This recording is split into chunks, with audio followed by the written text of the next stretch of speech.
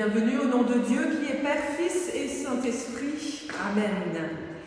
Sœurs et frères en Christ, c'est le 11 juin 2023, on se retrouve à Mittesheim, et pour celles et ceux qui sont à distance avec nous, c'est le Seigneur qui nous rassemble tous, où que nous soyons, c'est lui notre Créateur à tous. Et nous vivons dans la liberté d'être ses enfants, quel que soit notre âge. Il est la paix. Et le Seigneur nous donne de vivre réconciliés les uns avec les autres. Le Seigneur Jésus l'a dit à ses disciples dans l'évangile de Luc au chapitre 10, « Celui qui vous écoute m'écoute, et celui qui vous rejette me rejette. » Telle est la parole pour cette semaine qui s'ouvre à nous. Le Seigneur est proche, et tout dans ses ordres est vérité, qu'il en soit ainsi. Alléluia. Alors avec toutes celles et ceux qui s'unissent aujourd'hui dans la prière, je vous invite avec moi à antiphoner le psaume 34, ce psaume qui est un psaume pour dire du bien au nom de Dieu, du nom de Dieu, bénir le Seigneur. Et je vous invite, alors du coup, nous on va dire ensemble ce qui est en caractère normaux, puis je vous inviterai ensemble à dire ce qui est en caractère gras. Et nous démarrons ensemble. Je bénirai le Seigneur en tout temps. Sa louange sans cesse s'éternelle. Je me glorifierai dans le Seigneur. Que les pauvres m'entendent et soient en fête. Magnifiez avec moi le Seigneur. Exaltons tous ensemble son nom. Je cherche le Seigneur, il me répond. De toutes mes frayeurs, il me délivre. Qui regarde vers lui resplendira. Sans ombre ni trouble au visage. Un pauvre cri, le Seigneur entend. Il le sauve de toutes ses angoisses. Goûtez et voyez, le Seigneur est bon. Heureux qui trouve en lui son refuge. Saint du Seigneur, adorez-le. Rien ne manque à ceux qui le craignent. Alléluia. Et je vous invite avec moi à entonner ce cantique absolument pas connu du tout dans nos églises protestantes, un de nos grands tubes, et puis une grande pensée à celles et ceux qui sont à la maison, qui sont derrière leur tablette, quel que soit leur âge, et qui peuvent chanter avec nous en français ou en allemand. Grand Dieu, nous te bénissons, großer Gott, wir loben dich, dans l'arc-en-ciel au numéro 243. Et je vous invite avec moi à vous lever pour ce chant, même à la maison.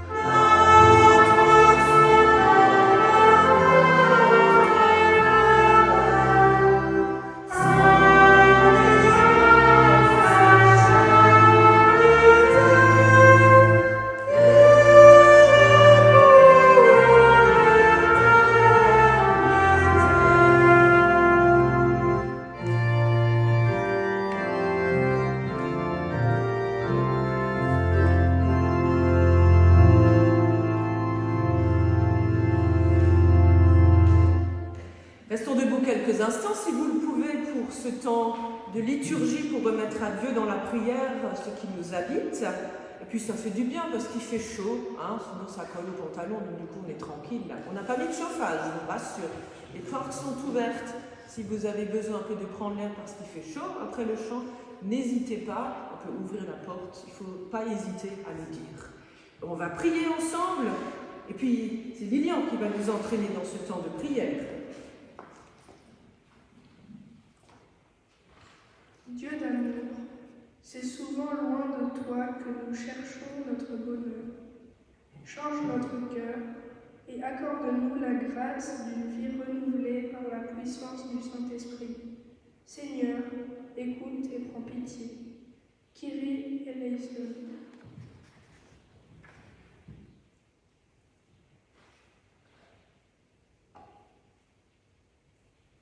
Dieu notre Père nous a fait miséricorde. En Jésus-Christ, il nous pardonne notre péché. Dans l'Écriture, Dieu déclare: quand les montagnes changeraient de place, quand les collines vacilleraient, mon amour pour toi ne changera pas, et mon alliance de paix ne sera pas ébranlée. Désormais, Dieu nous convie à entrer dans sa joie. Suivons le Christ en serviteur fidèle. Amen. Chantons ensemble en tournant notre feuille ce chant pour cet immense bonheur. Alléluia.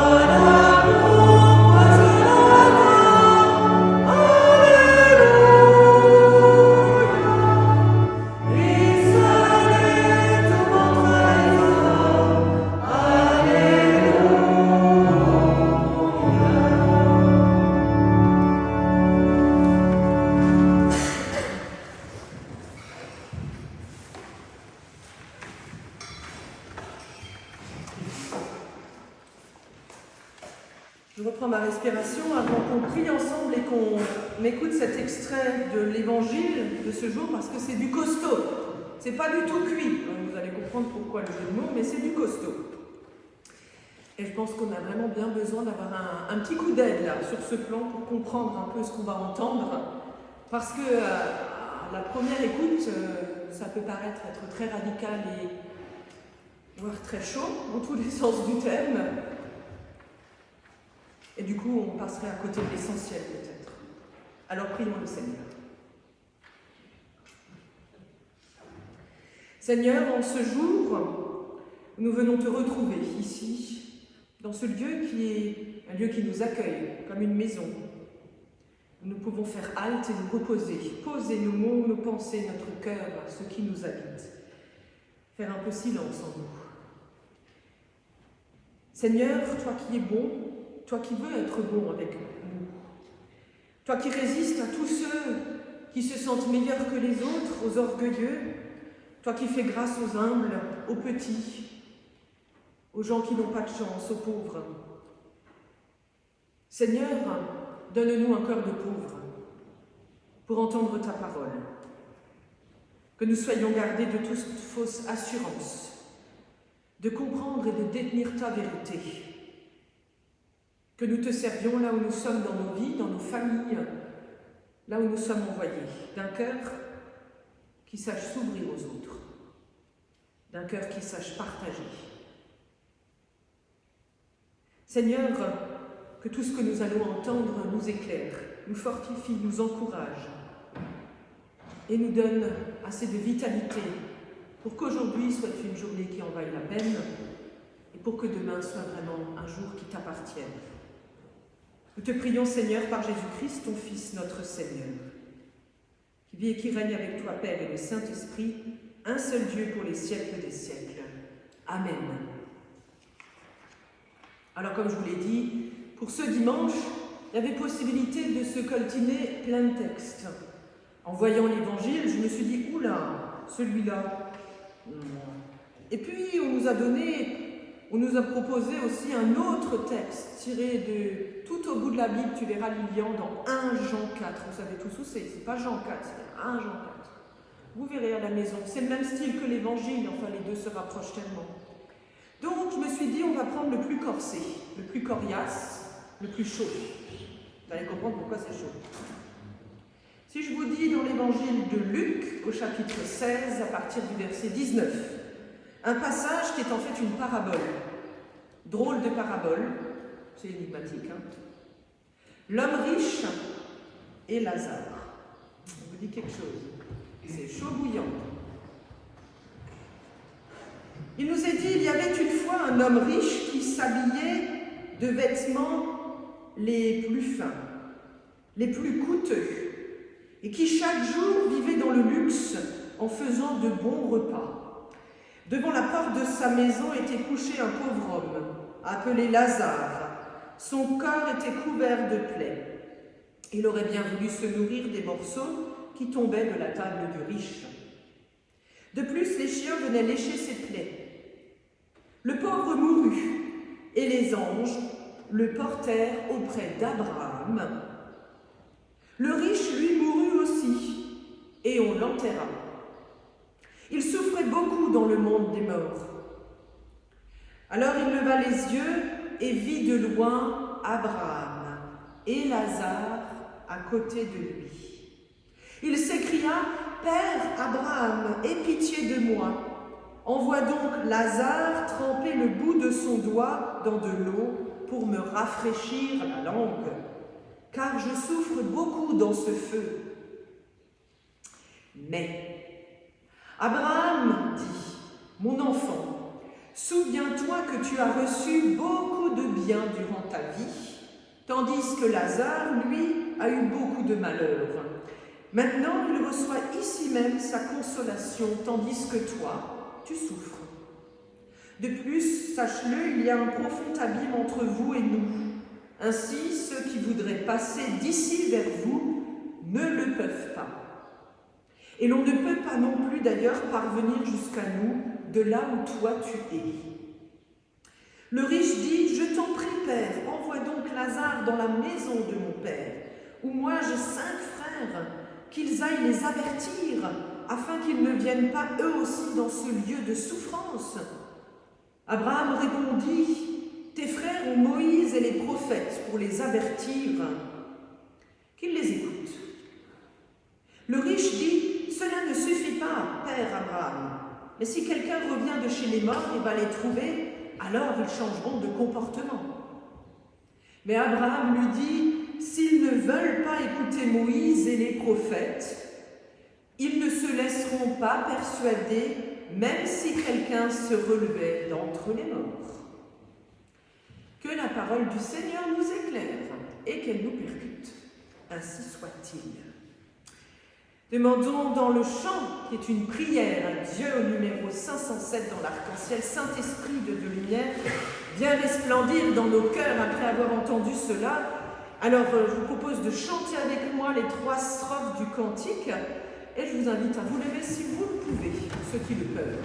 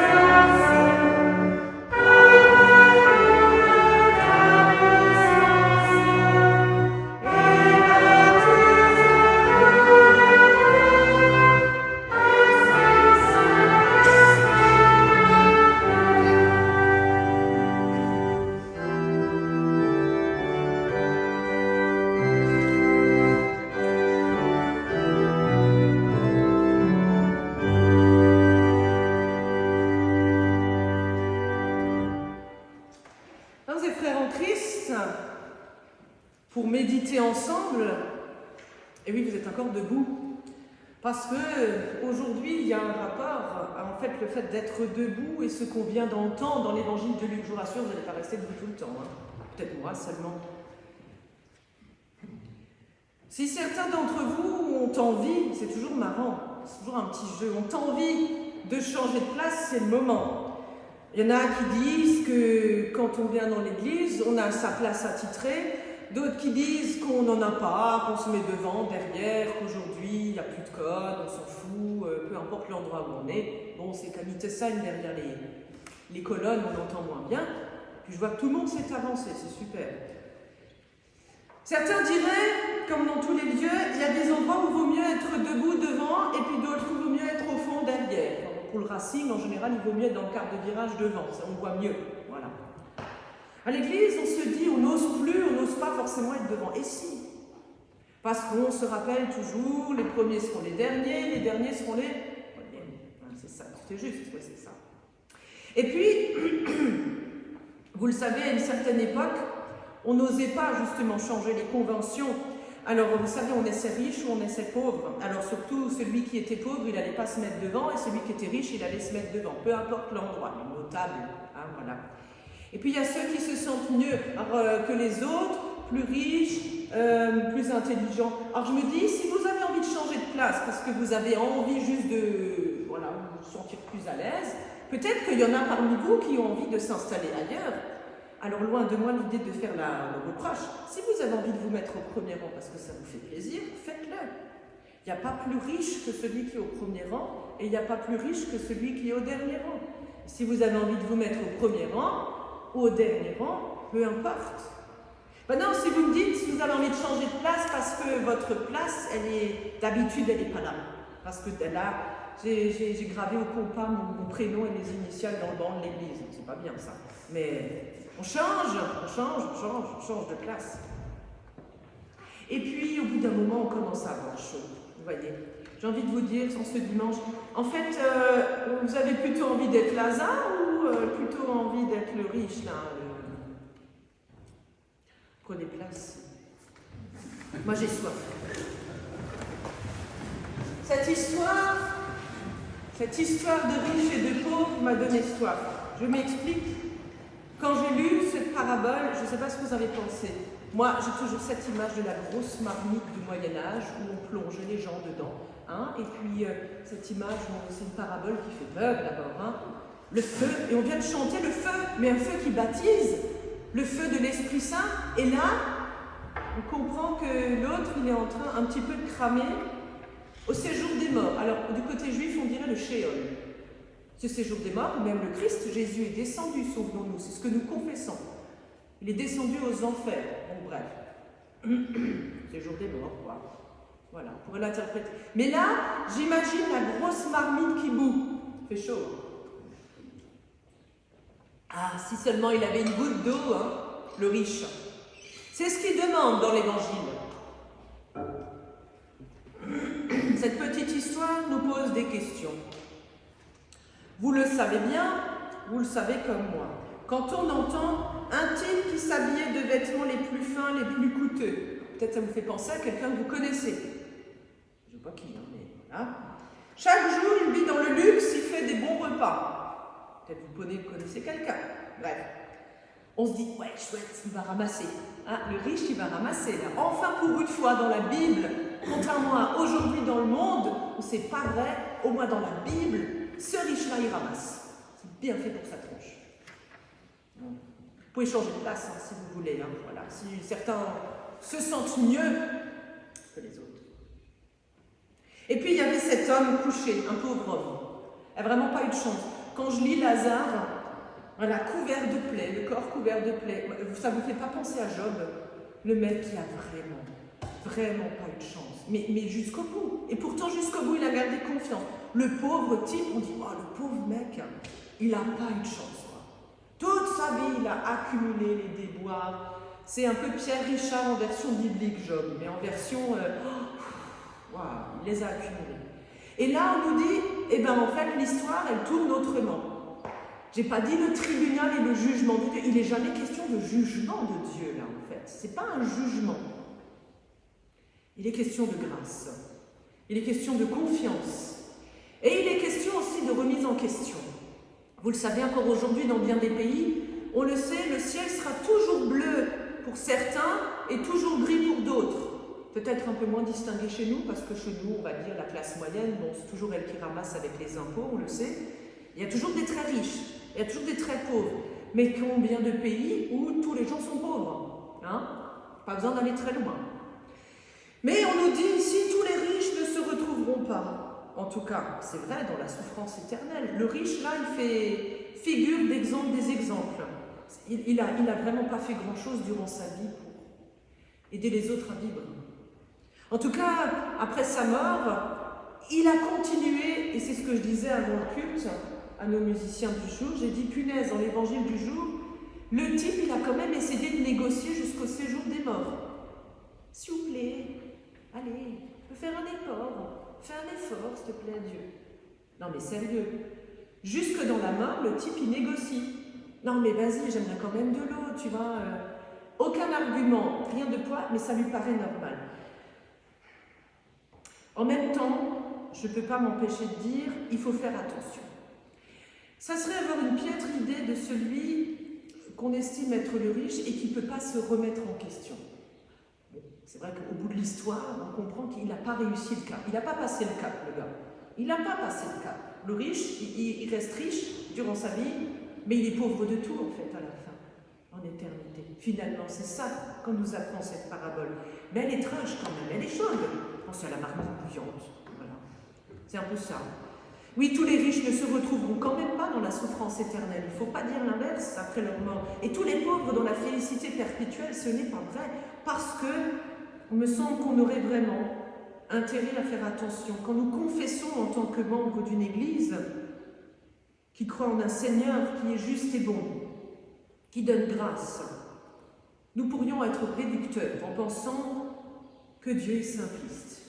Il y a les bons et il y a les pas bons. Et puis personne ne change. C'est pas vrai. Dans cette parabole, les riches sont dans la souffrance. Les pauvres trouvent le bonheur enfin, car ils ont beaucoup souffert sur terre. C'est vrai. Mais comme dans beaucoup de paraboles, et il y en a qu'on ne comprend pas tout de suite, hein, comme dans beaucoup de paraboles, le sens de celle-ci n'est vraiment pas immédiat. Alors, j'ai décidé, au bout d'un quart d'heure où ça m'a fait plaisir d'imaginer une marmite qui bout, de la mettre dans l'eau froide et de me dire maintenant partons de zéro.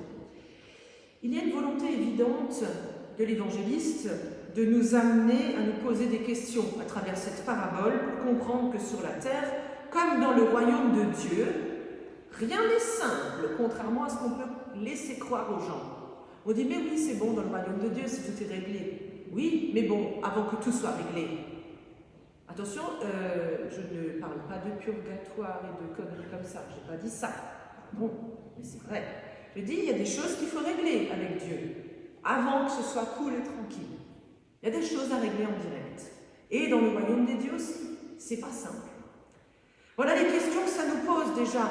Et s'il existe vraiment un séjour des morts, qui serait un lieu de souffrance, la petite marmite revient, pour les méchants, tiens, c'est bien fait, un autre lieu appelé le sein d'Abraham, avec l'éternité magnifique, les oiseaux cuits-cuits, le bonheur, la petite maison dans la prairie, quoi.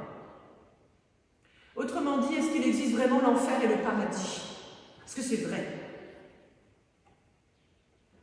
Vous pouvez changer de place, hein, si vous voulez. Vous avez le droit. Moi, j'aimerais bien changer de place aussi. Tu vois, m'asseoir là, en disant, ah, écoute. Est-ce que l'enfer et le paradis, ça existe? Punaise, la question, elle a traversé la période des marmites qui bouillaient, on balançait les gens dedans aussi. Hein. Le bûcher, l'Inquisition, le Moyen-Âge. Bon, après, on a dit que c'était un peu les Lumières, la Renaissance, tout ça. Mais l'idée de l'enfer et du paradis, moi, je l'entends encore aujourd'hui. Vous aussi. Il y a des gens qui nous disent, voilà, tu comprends, si j'agis bien, j'irai au paradis. Ah, mais lui, en fait, il mérite que l'enfer. J'ai envie de vous dire, d'ailleurs, c'est Albert Camus qui l'avait dit, d'ailleurs, en premier. Il a dit, voilà, on ne peut pas trouver la paix, la véritable paix, l'éternité, tant qu'on n'a pas réussi, tant qu'on n'a pas essayé de faire tout ce qu'on peut pour que les gens sur Terre vivent. pour les aider à vivre, eux les autres, penser aux autres. C'est vrai. Combien de fois on a envie de dire, si seulement c'était aussi simple, l'enfer, le paradis, les moutons, les boucs d'un côté, hein, ça serait facile, la vie serait simple. Ben non. Vous savez, ceux qui ne croient plus en rien disent, il n'y a plus que le néant après la mort. C'est une option. En même temps, le néant, on peut faire plein de choses avec après. Bon, bref, ça c'est mon idée. Hein. Bref. Il y a aussi des questions sans réponse. Ils doivent avoir raison. Car nul ne sait exactement ce qui se passe après. Méditons cela. Ceux qui lisent la Bible, comme on lit un livre de recettes, même s'il y a des vraies recettes dans la Bible, mais là, comme un livre de recettes avec des formules magiques, ils disent oui, c'est vrai, c'est écrit, il y a l'enfer, le paradis, ils doivent avoir raison, parce que c'est écrit donc c'est vrai. Donc même si quelqu'un revenait des morts, on ne le croirait pas, parce qu'il y aurait un abîme, un fossé entre le monde des vivants et des morts, donc ça serait trop compliqué à expliquer pour ceux qui ne croient pas. Donc il y aurait ceux qui croient, ceux qui ne croient pas. Noir, blanc, voilà, bref. Et ceux qui croient en un Dieu qui pardonnerait à tout le monde, même aux méchants, ben, ils penseraient qu'il ne peut pas exister un lieu de souffrance éternelle. Une punition éternelle, c'est inconcevable, c'est pas possible. Tout le monde reçoit la grâce de Dieu. Je pense qu'ils doivent aussi avoir raison quelque part, car Dieu est amour, est-il écrit dans la Bible, et il veut que tous les hommes et les femmes soient sauvés. Une autre option. Et puis il y a ceux qui ont souffert dans leur vie, ceux qui souffrent encore, et qui disent, moi j'espère et je crois que justice sera faite. Là-haut au moins, dans le ciel, puisqu'ici, il n'y a pas de justice sur terre. À voir toutes les saloperies qu'on voit à la télé, malheureusement l'actualité, hein, on se dit, punaise, il n'y a pas de justice. Ou alors elle est tellement lente qu'on a envie de faire justice soi-même. Combien? Sérieux. On n'a pas envie de faire justice soi-même quand on voit un type qui donne des coups de couteau dans un parc à Annecy sur des enfants. On se dit, punaise, qu'est-ce qu'il mérite? C'est là où, attention, c'est là où on est tenté de dévisser dans notre tête. C'est là où finalement ne retombe-t-on pas finalement au même niveau que celui qui est le détracteur lui-même, celui qui fait du mal. Pensons-y. Vous voyez, je pense quand même que malgré tout ceux qui souffrent, qui ont souffert dans cette vie et qui disent il faut qu'au moins justice soit faite là-haut, je vous le dis clairement, un jour la roue tourne, et oui, l'éternité c'est long avec Dieu. C'est plus long que sur terre, donc préparez-vous. En tout cas, ils doivent avoir raison, ces gens-là, c'est sûr. Dieu est un Dieu de justice. Il est juste qu'un homme qui a souffert dans sa vie connaisse le bonheur après sa mort. Pas de raison. Citation, Job, meilleur exemple. Voyez, la vérité est toujours multiple et complexe. On ne peut pas trouver une réponse. Il n'y a pas la vérité. Et ça m'hérisse le poil quand j'entends quelqu'un qui dit « Ouais, non mais tu sais, hein, moi je crois. C'est bien, je crois. Mais moi je te dis, la vérité c'est que je dis. » Je dis « Bah écoute, si tu as rencontré la vérité, fais-la moi rencontrer. Hein. Moi je sais que tu as ta vérité, c'est bien, mais la vérité, moi je ne la connais pas. En tout cas, pas sur terre. Vous savez, il n'est pas possible de dire en quelques mots ce qu'est justement la vérité. Je peux vous parler de Dieu en vous parlant de son amour, de sa justice. Mais je pense qu'en plus, je peux vous dire qu'il est parole, qu'il est esprit, qu'il est là dans le vent. Il est. Il est. En hébreu, Dieu est. Dieu est. Il est là avant nous. Son esprit planait déjà sur la terre, sur les eaux. Genèse 1. Il était déjà là, son esprit, avant nous-mêmes, avant tout. Il dépasse infiniment ce que nous pouvons concevoir de lui et comment on aimerait le formater. Demandez à ChatGPT, l'intelligence artificielle, alors Dieu c'est qui?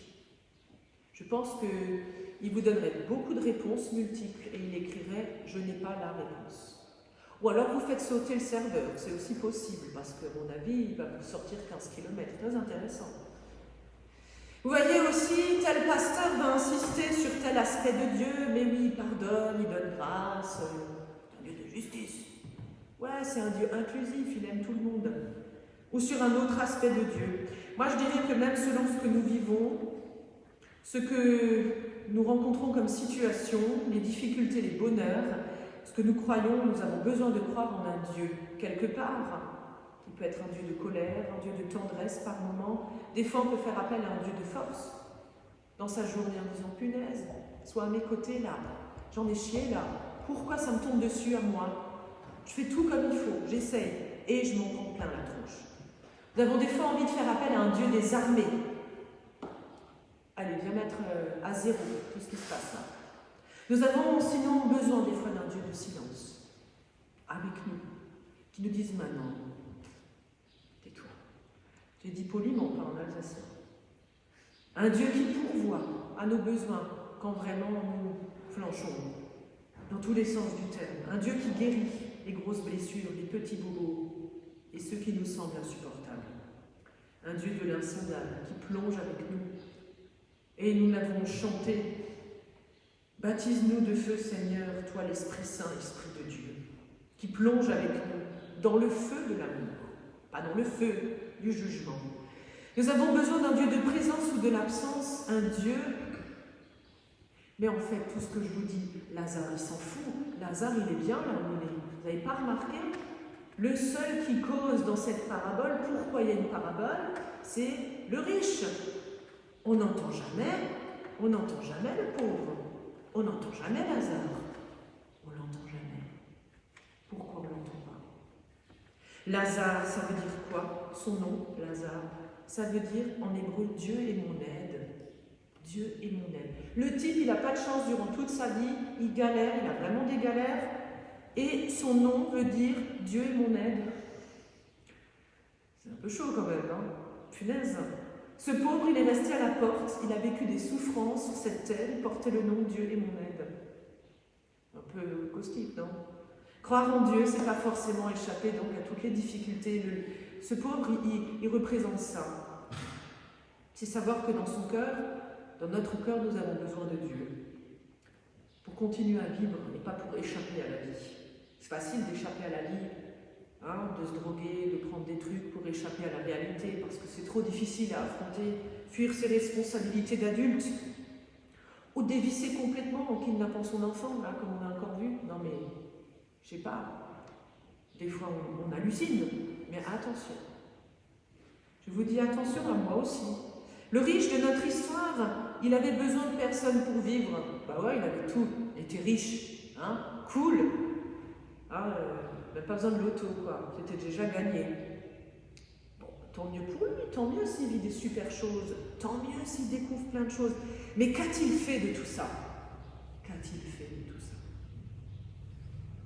Il essaye de négocier avec Abraham, je vous l'ai dit, de le convaincre au séjour des morts qu'il peut encore changer. Mais oui, mais vas-y, ça va aller. Que ses descendants vont changer.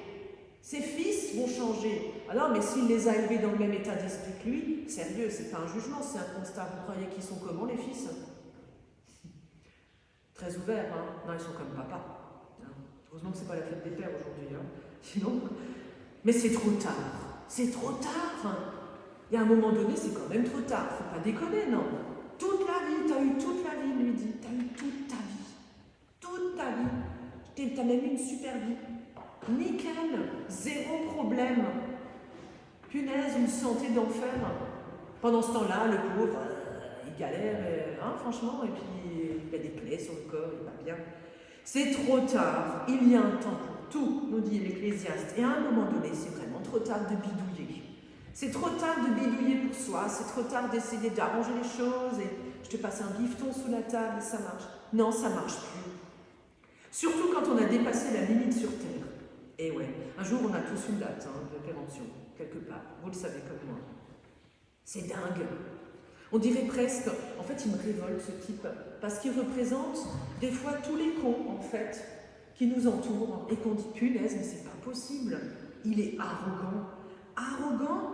Je me dis, mais comment Dieu fait pour garder de la patience et qu'il ne le met pas dans une grosse marmite et qu'il ne met pas le feu à fond, quoi. Franchement, on n'a pas envie de... Hein? Ça révolte. Parce que justement sur Terre, il a toujours agi ainsi. C'est dingue. Et ici, les choses sont vraiment différentes. mais c'est trop tard. Et je lui dis juste, c'est trop tard, fini. C'est trop tard pour accepter que certaines choses ne peuvent pas changer et accepter que d'autres soient à notre portée. Tu es riche, tu as été riche, tu n'as jamais voulu entendre autre chose, c'est trop tard. Alors au premier abord, on pourrait dire, punaise, le texte, il est radical. Oh, mais ça veut dire que Dieu ne nous pardonne pas si on a de la thune, de l'argent, et ça n'a rien à voir. Comment tu comptes utiliser ton argent? Avec qui, avec quoi? Qu'est-ce que tu comptes en faire? Sur quoi tu souhaites te concentrer dans ta vie? Quel est ton essentiel? Et ton superflu, tu en fais quoi? On peut se convaincre qu'on va retomber sur ses pieds au bout de sa vie, malgré tout, et les connivences faites avec beaucoup de gens des fois. Seul Dieu le sait. Au bout du compte, même le Christ ne le sait pas, il est le seul à être notre avocat, dit le livre de l'Apocalypse. C'est pour vous dire que pour certains, ça chauffe grave. Ça veut bien dire ce que ça veut dire. Abraham le dit aux riches à la fin, de toute façon, ça ne servira à rien, c'est cuit. Les carottes sont cuites, mon gars.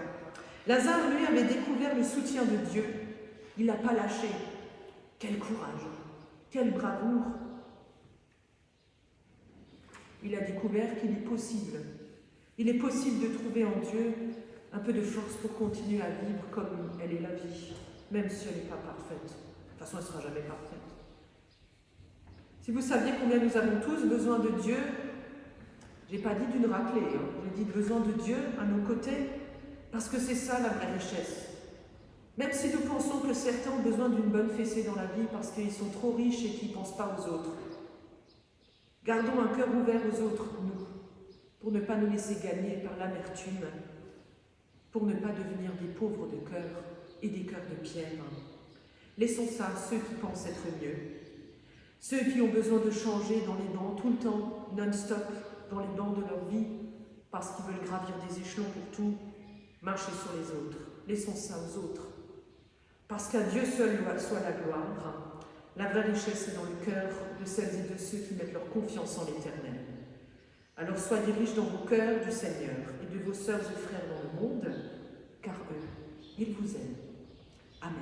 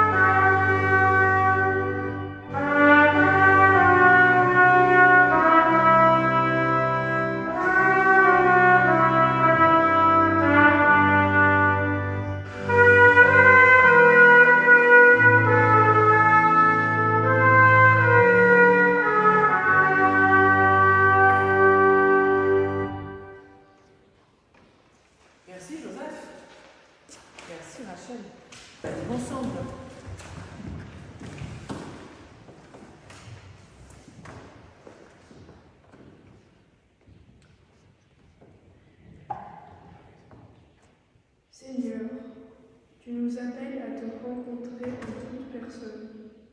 Accorde-nous le courage de nous ouvrir les autres et d'aimer celles et ceux que tu nous confies comme toi tu nous aimes.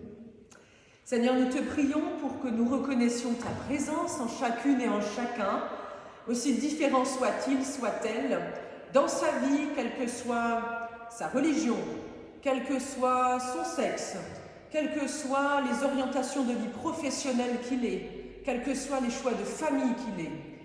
S'il est un enfant de Dieu, il est aimé de toi. C'est à nous de faire le chemin, l'autre bout, pour l'aimer également. Restons attentifs aux plus faibles parmi nous, car nous sommes aussi les plus faibles, Seigneur. Seigneur, nous te prions pour que nous trouvions le courage de revenir sur nos pas lorsque nous avons manqué l'occasion d'une rencontre. Nous te prions, Seigneur, pour que dans le quotidien de nos vies, dans notre monde entier, où que nous soyons, qui que nous soyons, nous demeurions signe d'espérance, signe d'un amour qui peut s'éteindre pour les nations où il y a la guerre, la rébellion, l'autoritarisme, où l'on est chassé et persécuté car chrétien, croyant au Dieu unique, quelle que soit sa religion. Seigneur, offre à tous ton secours et ton aile protectrice de Père. Seigneur, nous te prions pour ceux qui souffrent, que ton amour les porte et les accompagne. Seigneur, nous te prions. Dans le silence, confions au Seigneur tout ce qui nous habite encore.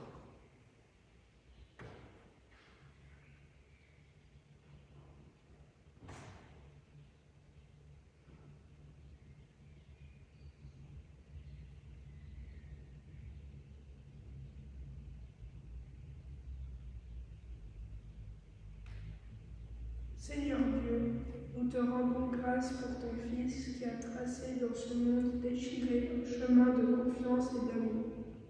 Béni sois-tu pour les siècles des siècles. Seigneur, nous te disons la prière de tous tes enfants.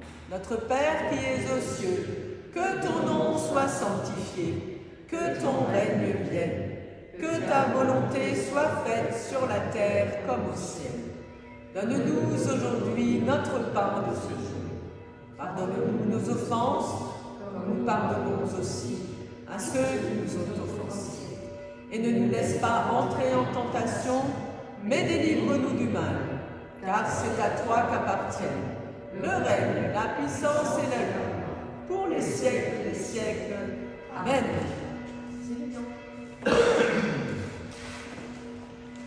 On va chanter ensemble la grâce de Dieu et 3 strophes et une pensée pour notre chère sœur en Christ, Monique Giselbrecht, qui a écrit ces 2 autres strophes qui se remet bien de son opération. Voilà, et qui fait culte aujourd'hui. Voilà, cool, hein, cool. Si vous la croisez, dites-lui cool. Voilà, compte sur elle, mais voilà, elle s'est fait poser une prothèse. Voilà, donc il faut y aller tranquillement. Voilà, du repos, du repos. Et on chante une pensée pour nos sœurs et frères en Christ sur le consistoire en chantant ce chant.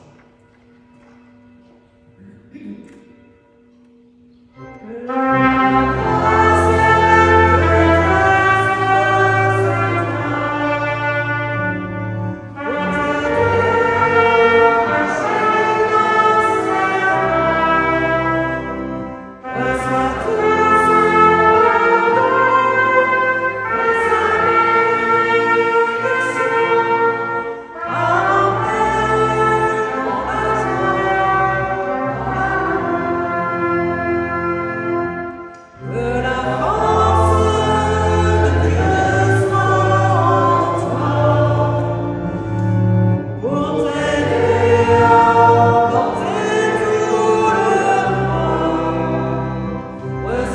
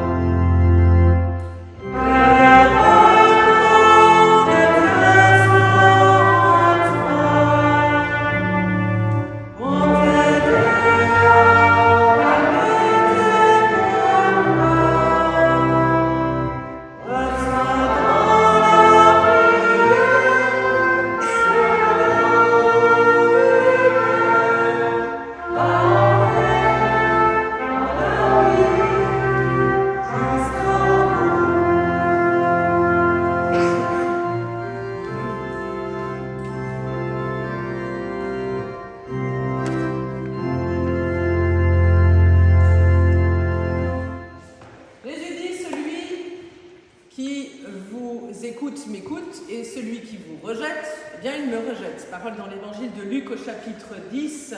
Alors pensons-y, cette semaine, à tendre l'oreille et le cœur, les oreilles attentives vers pas seulement ce qui nous convient, mais aussi ce qui nous change la vie et ce qui est différent de nous. Ainsi, nous accomplirons la loi du Christ, la plus belle, la plus forte, la plus difficile, d'aimer notre prochain comme nous-mêmes. Que le Seigneur vous bénisse et qu'il vous garde, et qu'il fasse resplendir tout son amour, sa grâce et sa miséricorde sur vous. Soyez bénis, soyez gardés. Au nom du Père, du Fils et du Saint-Esprit. Amen. Très bon dimanche à toutes et tous, sous le soleil de Dieu.